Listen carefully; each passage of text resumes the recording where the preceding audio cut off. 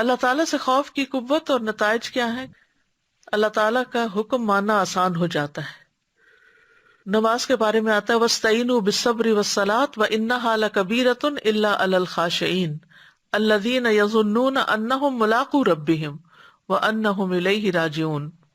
اور صبر و نماز سے مدد لو، بلا شبہ نماز بھاری ہے مگر عاجزی کرنے والوں پر نہیں، خاشعین پر نہیں، جو یہ یقین رکھتے ہیں کہ وہ اپنے رب سے عنقریب ملنے والے ہیں اور اسی کی طرف واپس جانے والے ہیں.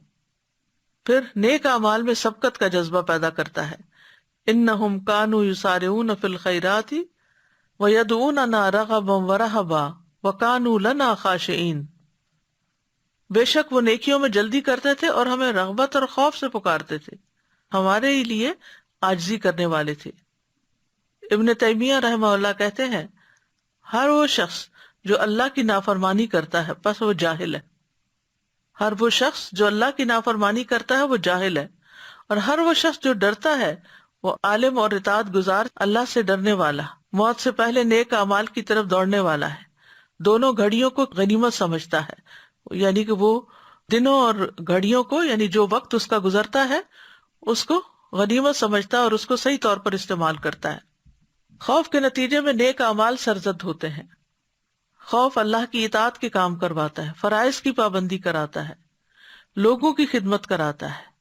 یوفون بالنذر ویخافون یوما کان شرہ مستطیرا ویطعمون الطعام علی حبہ مسکینا ویتیما واسیرا انما نطعمکم لوجہ اللہ لا نرید منکم جزاء ولا شکورا انا نخاف من ربنا یوما عبوسا قمطریرا.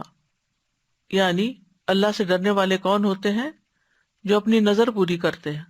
اس دن یعنی قیامت کے دن سے ڈرتے ہیں جس دن مصیبت ہر طرف پھیلی ہوئی ہوگی، اور وہ کھانا کھلاتے ہیں اس کی محبت میں مسکین، یتیم اور قیدی کو، اور کہتے ہیں ہم تو صرف اللہ کے چہرے کی خاطر تمہیں کھلاتے ہیں، نہ تم سے کوئی بدلہ چاہتے ہیں اور نہ شکریہ. یقیناً ہم اپنے رب سے اس دن سے ڈرتے ہیں جو بہت منہ بنانے والا، سخت عوضی چڑھانے والا ہے. اس خوف کے نتیجے میں قرآن کا اثر دل پر ہونے لگتا ہے. یہ خوف اللہ کا بندوں کو حدود کے اندر رکھتا ہے. خوف کی وجہ سے حق بات کہنے کی توفیق ملتی ہے، انسان کو اللہ کی نافرمانی سے بچاتا ہے. یہ خوف جو ہے گناہوں کو آپ کے نزدیک ناپسندیدہ کر دیتا ہے، یعنی نفرت ہونے لگتی ہے گناہوں سے. غلط فعل سے انسان کو بچاتا ہے، ظلم کرنے سے روکتا ہے. کان اللہ کی نافرمانی کی آوازیں سننے سے بچتے ہیں. آنکھیں محارم کو دیکھنے سے بچتی ہیں، یعنی حرام کردہ چیزوں کو نہیں دیکھتی. ہاتھ سلامتی دینے والے بنتے ہیں. پھر قدم اللہ کے راستے میں اٹھتے ہیں. خوف برائی کا حکم دینے والے نفس کا علاج بھی ہے.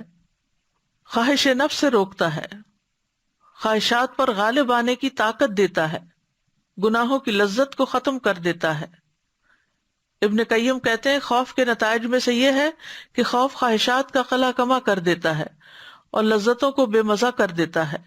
پس جو نافرمانیاں ان کو محبوب ہوتی ہیں وہ ناپسندیدہ اور بے مزہ لگنے لگتی ہیں.